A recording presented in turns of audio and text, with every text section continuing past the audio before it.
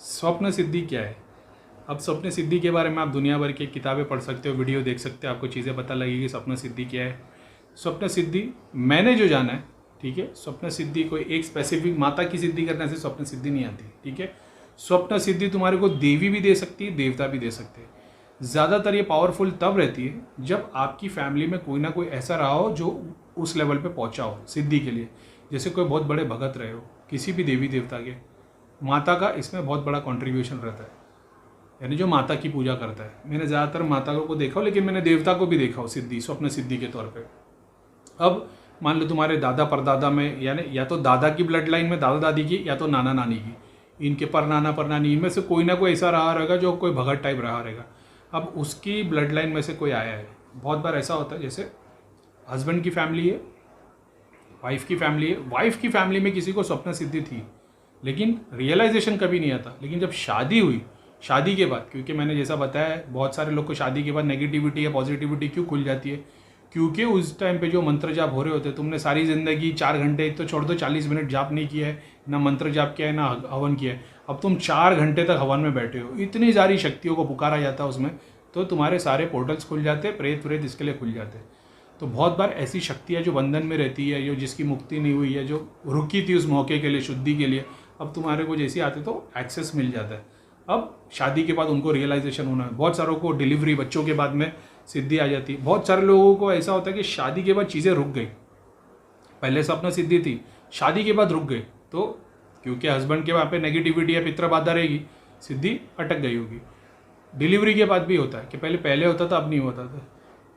जब डिलीवरी हो रही होती है ना, तब जो पेन की इंटेंसिटी पे माँ पहुँच जाती है ना, तो वहाँ पे अपने ब्रेन में बहुत सारी चीज़ें ऐसे फंक्शन हो जाते हैं जो इसके पहले कभी हुए नहीं थे, तो वो भी खुल जाते, बंद हो जाते बहुत सारे। तो वो एक अलग साइंटिफिकल रीज़न है, मगर वो मेडिटेशन के थ्रू अचीव किया जा सकता है।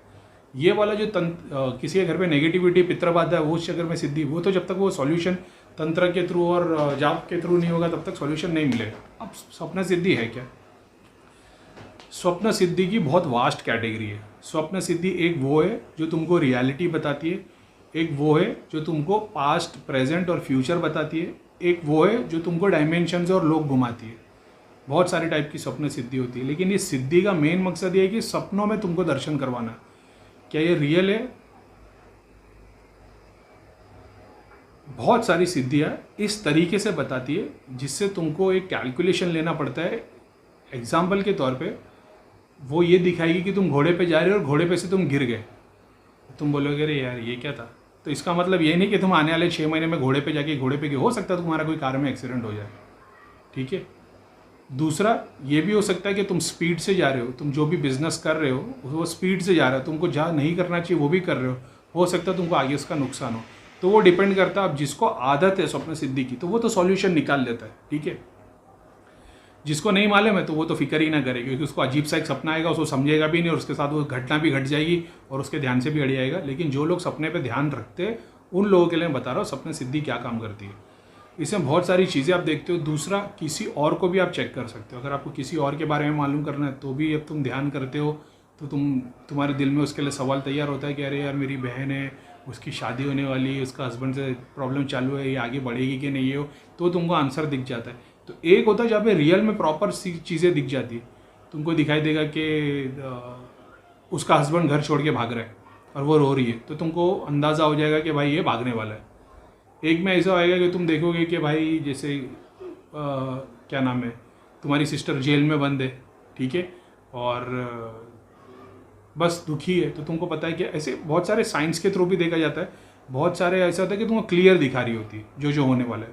डिट्टो तुमको दिखाई देगा, तुम जा रहे हो, फलाना है, सफ़ेद कपड़े में बंदा खड़ा है और दुकान में तुमको धोखा देने वाला है, और तुम जाओगे तो तुम देख भी लोगे, ऐसा भी दिखाई देता है। तो पास्ट, प्रेजेंट, फ्यूचर वैसा भी दिखता है, एक साइंस के थ्रू दिखता है। एक कुछ इस तरीके से दिखाई देता है जैसे तुम्हारे को सांप दिख गया, एक काला सांप, वो तुमको डस रहा है, तो अभी इस्लाम में ऐसा है कि ये नेगेटिव है, शैतान है या दुश्मन है, दुश्मन का साइन है सांप। हिंदू धर्म में बहुत सारे लोगों को सांप को ये बताया है, पितृ बताया हुआ है। मेरी स्टडी में मैंने ये देखा है कि जो तुम्हारे पितृ तंत्र को यूज़ करते थे, शक्ति को यूज़ करते थे लोगों का भला करने में और नुकसान करने में, जो इस लेवल पे पहुंच गए थे, जो एक तांत्रिक का लेवल होता है, जो शक्तियों को यूज़ करना जानता है, जब वो बुरे कर्म करता है तो मरने के बाद में अगर उसके पोते को देखा जाए, उसकी फैमिली किसी बंदे को देखा जाए, तो वो पितर सांप के रूप में दिखाई देता है और प्लस डायमेंशन ज़मीन के नीचे के तीसरे पे है कि चौथे पे कि पाँचवें पे उस पर दिखाई देता है। ठीक है, एक दिखाई देते, दो दिखाई देते, तीन दिखाई देते, क्योंकि उन लोगों ने वो शक्ति को यूज़ किया है। उन्होंने अच्छे कर्म भी किए, बुरे कर्म भी किए। बुरे कर्म करने की वजह से मान लो वो लड़कियों के चक्कर में लग गया, पैसे के चक्कर में लग गया, धोखाधड़ी कर रहा है, किसी का बर्बादी कर रहा है, किसी का एक्सीडेंट करा रहा है, वो नीचे के डायमेंशन में दिखाई देगा। प्लस छोटे सांप दिखते हैं। छोटे सांप का मतलब बच्चा। मैंने धाम में ऐसे ऐसे केस देखा हो जिनके कोई जड़ तक पहुंच नहीं पाया था। मैंने देखा कि इनके ऊपर, सर के ऊपर, किसी के पेट में, किसी के पैर के पास छोटा सा सांप का बच्चा घूमता है। तो मैंने भैया को बताया था, फिर अपन को वो समझ में आया था कि ये, और फिर मैंने उनसे पूछा कि मेरे को अब समझ में नहीं आ रहा था छोटे सांप का मतलब क्या है। तो फिर मैंने देखा एक छोटा सा बच्चा ही, छोटा सा बच्चा। जब मैंने उसको पूछा कि तुम्हारे घर में किसी का एबॉर्शन हुआ ऐसा ऐसा, फिर सामने वाले ने बताया मेरी माँ थी ना, उसको बच्चा हुआ था 6 महीने मर गया, 8 महीने मर गया, या साल भर में मर गया, या ऐसा कुछ। अब या सामने वाले ने अपना खुद का वाइफ का एबॉर्शन करवाया, यानी वाइफ 6 महीने 8 महीने प्रेग्नेंट थी और उसने एबॉर्शन करवा दिया। ऐसे केस में भी बच्चा सांप जैसा दिखाई देता है। ये मैंने ठीक होते हुए नहीं देखा कभी धाम में। ये केस जल्दी क्या मैंने ठीक होते हुए नहीं देखा है। जिनके पितरों में वो बच्चा छोटा दिखाई देता था, किसी के पास ऐसा घुटने तक का बच्चा, यानी 2 साल 3 साल का बच्चा था, वो पानी में डूब के मर गया। मैंने बोला यार छोटे से चड्डी पहना हुआ लाल टी शर्ट में एक लड़का दिखा, वही सांप के रूप में दिख रहा है। बोले हाँ हमारा एक बोले छोटा भाई था, वो बचपन में पानी के उसमें गिर के मर गया। अब मेरे को ये था कि ये हिंदुइज्म के हिसाब से पितर आ गया, लेकिन ये परेशान क्यों कर रहा है। तुम है ना बड़े बड़े पितरों का निवारण कर सकते हो, बच्चे के पितरों का, जो बच्चा पितर होता है ना उसका निवारण नहीं होता, क्योंकि वो बच्चे को है ना उसे समझ ही नहीं होती। वो खेलते कूदने में रहता, मस्ती में रहता है, वो भागते खेलते आता है, औरत के सर पे मारता है, औरत का सर 12 घंटे तक दुखता रहता है। ऐसा बहुत बार देखा है मैंने, लेकिन वो निवारण नहीं होता। कितनी कोशिश करते, देवता पकड़ पकड़ के बांधते, अरे मजा ले बच्चा रुक जाए किसी से, धाम में यहाँ से वहाँ खेल रहा है। और हमने बहुत सारी चीज़ें देखी, तो अपन ने ये देखा कि एक रीज़न होता है सांप दिखने का। स्वप्न में अगर तुमको घड़ी घड़ी सांप दिखाई देते ना, बहुत सारे लोग का क्वेश्चन है, मैंने ये जाना है कि जब तुमको बहुत सारे सांप दिख रहे ना, तो ये समझो कि तुम्हारे पितरों की मुक्ति नहीं हुई है। तो जो वो सांप दिख रहे वो फॉर एक रीज़न ऐसा है कि पाताल लोक में वो घूम रहे अपने कर्मों के कारण। तो तुम दुआ करो अल्लाह से, तुम उन लोगों के लिए जाप करो ताकि उनकी मुक्ति हो। क्योंकि मैंने बचपन से बहुत सांप देखता था, और जब भी सांप देखता था मेरे पास पैसे आते थे। जब भी मेरे को सपने में सांप आता था मैं खुश हो जाता था, मतलब अभी 2-4 दिन में पैसे आएंगे, और पैसे आते ही थे। और इस्लाम में ऐसा होता है कि इसमें दुश्मन की ग्रोथ होती है, ज़्यादा दुश्मन बढ़ जाते। सांप तुमको काट रहा है ना, दुश्मन तुम पे आ रही है, हावी है, तुम सांप को मार रहे हो ना, तुम क्या बोलते हैं दुश्मन पे हावी हो। मेरे को ऐसा कोई एक्सपीरियंस नहीं हुआ। मेरे को ये होता था, फिर मैंने ये जाना कि इसका ये हिसाब भी हो सकता है, और फिर मैंने उस पर काम किया और मैंने लोगों को बताया ये काम, तो उन लोगों का उस पर भला हुआ है। बच्चा जो सांप का छोटा बच्चा दिखाई देता है, सांप के बच्चा पितर बन जाता है, वो जल्दी सॉल्व नहीं होते, क्योंकि उसमें इतनी समझ ही नहीं है कि वो बच्चा सुने। वो सुनता ही नहीं किसी की, वो खेलता है, मारता है, सबको परेशान करता है। ठीक है, अब सपना सिद्धि की बात करें अपने, तो सपना सिद्धि में ये सांप दिखाई देते, इसका ये भी एक मतलब हो सकता है। देवी देवता तुम्हारे को दिखाई देते। बहुत सारे लोग को ऐसा है कि सपने में सिर्फ देवी देवता दिखाई देते, उनको कुछ भी याद नहीं रहता सपने का, सिर्फ उनको दिखाई देगा काली माता दिखी तो याद रहेगा, देवता दिखे तो याद रहेगा, कुछ ना कुछ दिखा रहेगा तो याद रहेगा। ये एक बात रहती है। अब 2 तरीके लाइफ जीने के, एक अभी मैं जाग रहा हूँ तो ये मेरे लिए रियलिटी है, जब मैं सोऊंगा तो मेरे को सपना आएगा, वो एक इल्यूजन है, रियलिटी नहीं है।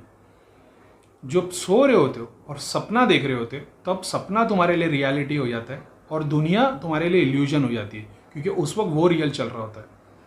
अगर तुम्हारे पास ऑलरेडी सपना सिद्धि है, अगर वो चली गई है या तुम उसकी इंटेंसिटी बढ़ाना चाहते हो, तुमको ध्यान करना है।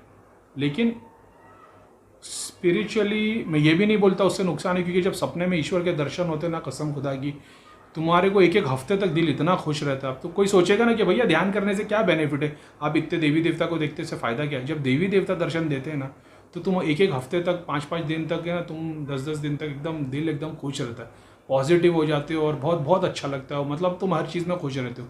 ये उसके बेनिफिट्स है। तो सपने में जब ईश्वर दर्शन देते ना, मैंने तो अल्हम्दुलिल्लाह ऐसे दर्शन किया हो, ईश्वरों के, संत के, ईश्वरों के मतलब देवी देवता के, संत के, ऐसे ऐसे मैंने दर्शन किया हो, परियों के लोग के।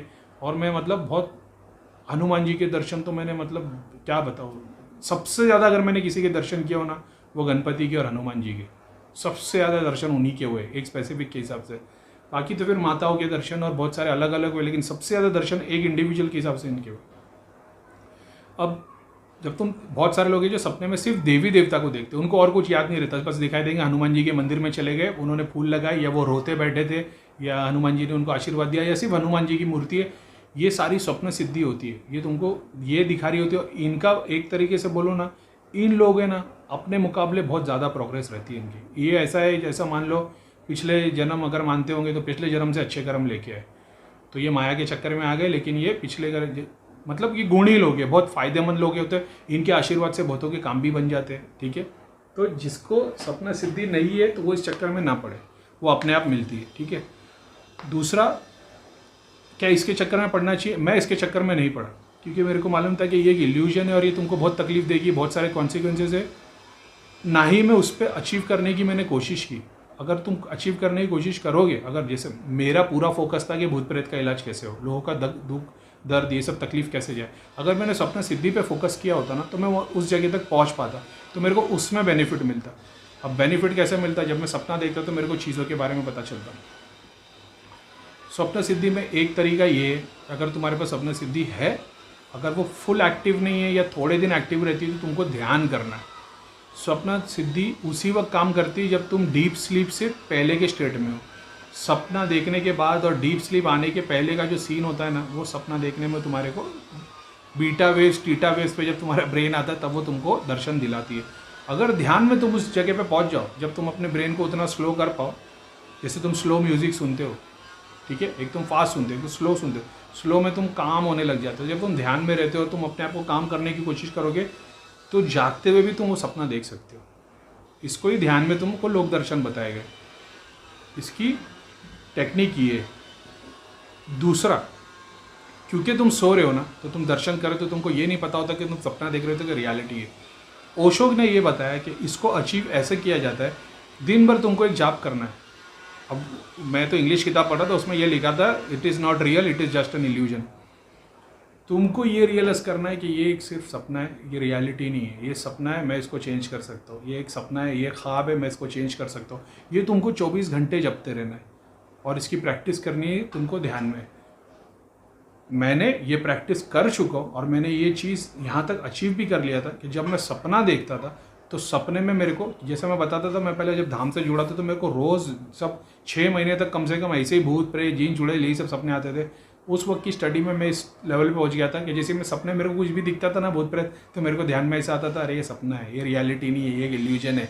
तो फिर है ना, मैं ऐसा दिखता था कि मैं इन लोगों को मार मार के भगा रहा हूँ। ऐसे करके मैंने उस चीज़ को अचीव किया था। तो अगर आप लोग भी सपना सिद्धि है, आप ध्यान करो। ध्यान में तुमको ये रियलाइज़ करना है कि ये सपना है, ये रियलिटी नहीं है, ये एक इल्यूजन है, ये एक माया है, इसका कोई मतलब तथ्य नहीं है। जब तुम इस लेवल पे पहुंच जाओगे, थोड़ी 2, 4, 6 महीने की प्रैक्टिस लगेगी, लेकिन जब इस लेवल पे पहुंच जाओगे, इस वक्त जब तुम सपना देखोगे ना, तब तुम्हारे को ये ध्यान में आएगा कि ये एक रियलिटी है, ये एक सपना है, ये रियलिटी नहीं है। अब तुम उस सपने को चेंज कर पाओगे। ये उसका मकसद होता है पूरा करने का, स्वप्न सिद्धि का। यानी अब तुम्हारे को सपना आ गया, अब तुमने देखा कि कोई एग्जांपल ले लो, किसी की एक्सीडेंट होने वाली है और तुम देख रहे हो कि इसका एक्सीडेंट हो गया। अब तुम्हारे को ये रियलाइजेशन होता है कि नहीं, तो तुम ये ईश्वर से प्रार्थना करते हो कि इसका एक्सीडेंट नहीं होना चाहिए। फिर तुम देखते हो कि एक देवता आ गए, देवता उसको बचा रहे, ये आईसीयू में चला गया, आईसीयू में इसकी जान जाने वाली, लेकिन नहीं, ये देवता इसके सर पे हाथ रख के करे और इसकी जान को जाने नहीं दे रहे, और शक्ति से पूरी इसकी बॉडी हील होते जा रही है। और फिर तुम ऐसे ऐसे में तुम्हारा सपना टूट जाएगा। हो सकता है बंदे एक्सीडेंट हो या ना हो, लेकिन वो बच जाएगा। इस तरीके से सपना सिद्धि को यूज़ करके तुम चीज़ें चेंज कर सकते हो। बस तुमको उतना रियलाइजेशन होना चाहिए सपने के दौरान, और वो रियलाइजेशन होने के लिए 24 घंटे तुम्हारे दिमाग में बात चलती रहनी चाहिए कि ये सपना नहीं। जैसे जो लोग ओम नमः शिवाय का जाप करते हैं, सूर्य इखलास पढ़ते हैं, जो भी जाप करते हैं, जब वो सो भी रहे होते हैं ना, नींद में भी उनका जाप चलता रहता है। तो जब तुम जाप की जगह ये चीज़ बोलना शुरू कर देते हो कि एक सपना है, रियलिटी नहीं है, एक इल्यूजन है, और सिर्फ वो मंत्र नहीं है, वो तुमको दिमाग में बिठा देना है कि ये रियल नहीं है, ये जो भी दिख रहा है सब झूठ है, ये सपना है, सपना है। अब उस वक्त भी तुम्हारे ब्रेन में ये चीज़ चलती रहेगी। जब चलती रहेगी, तो जब तुम्हारे को सपना आएगा, वो सपना मान लो तुम्हारे को 20 सेकंड, 30 सेकंड या 1 मिनट, जो भी टाइम पे तुमको रियलाइज़ हो जाता है कि ये सपना है, उतने वो 20 सेकंड 10 सेकंड के बाद फिर तुम्हारी आँख खुल जाएगी। क्योंकि तुमको जैसे ही रियलाइज़ होता है कि ये सपना है, फिर तुम्हारी नींद टूटने लग जाती है। तो तुम्हारे को रियलाइज होना और नींद टूटना, इसके बीच का 10-20 सेकंड का गैप है ना, इसी में तुम्हारे को चेंजेस कर देने और वो हो जाते। तो ये किसके थ्रू मिलती है? ये एक तुम्हारे पितरों में से कोई होगा जिसके पास में ये सिद्धि होगी।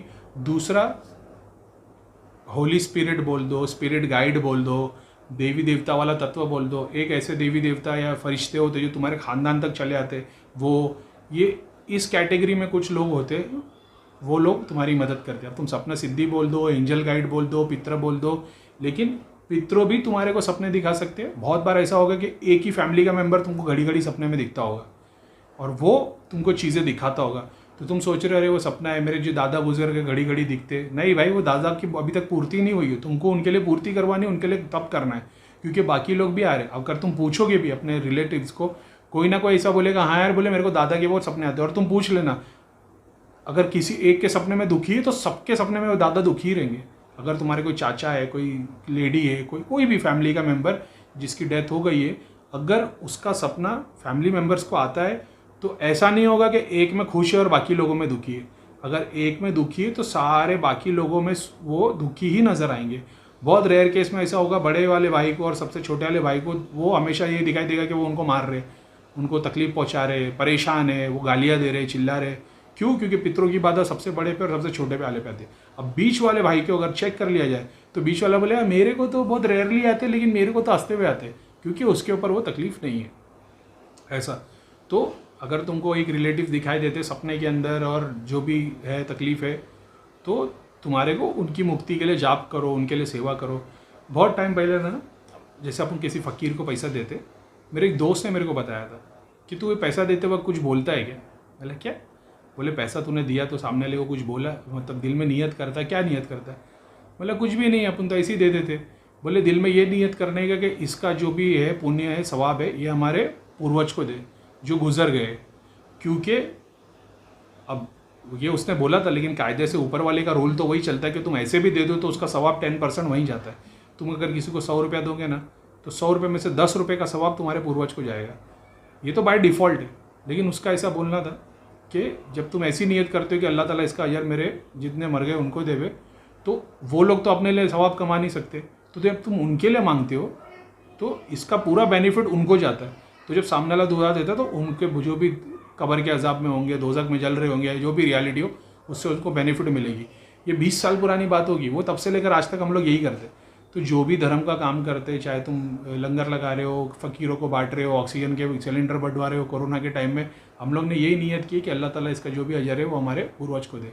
तो मुसलमान लोग भी यही करते ज़्यादातर प्रैक्टिस कि ज़कात के तौर पे कि अल्लाह ताला जितने गुजर गए उनको दे। तो ये मैं बताता हूँ चैरिटी है उसका रीज़न, तो वो भी एक चीज़ है। ये अब तुम सोच लो कि मैं ये प्रैक्टिस 20 साल से करता हूँ, 20 साल में कभी ऐसा नहीं हुआ रहेगा कि मैंने किसी की मदद की होगी और मैंने ये मांगा होगा कि इसका अजर मेरे को दे। जब भी किसी की मदद की तो दिल में नियत यही कि अल्लाह ताला इसका अजर हमारे पूर्वज को दे। समझ गए? तो ऐसे ऊपर वाला चूज़ करता है, तो ये भी एक बात है। तो ऐसे उनकी मुक्ति होती है, उनका फ़ायदा होता है। और मुक्ति कौन कराता है? गुरु भगवान। ये वो मुक्ति कराने का काम सिर्फ भगवान का है और किसी का नहीं है। हम सिर्फ प्रे कर सकते हैं, मुक्ति वही करवाता है। तो ये रहा फिर सपना सिद्धि का कॉन्सेप्ट। सपना सिद्धि के लिए अगर तुमको चाहिए, तुम बोलोगे कि भैया सपना सिद्धि कैसे हासिल हो, अगर तुम मेडिटेशन करते हो, ध्यान करते हो, तो सपना सिद्धि से पहले तुम्हारे पास ध्यान हो जाएगा। जब ध्यान होगा तो तुम खुद देख पाओगे, तो तुमको सपना सिद्धि की ज़रूरत नहीं पड़ेगी। अब सपना सिद्धि समझ में आ गया, यानी तुम ध्यान करोगे तो सपना सिद्धि से बेटर है कि तुम जागते हुए चीज़ें देख पाओ ना। जैसे नाग माता को यूज़ कर रहे हो, वन देवी को यूज़ कर रहे हो, दुनिया भर की शक्तियों को यूज़ कर रहे हो, देख रहे हो, तो सपने में जाके सिद्धि की ज़रूरत नहीं है। ऐसा है, वो है और कुछ नहीं। ठीक है।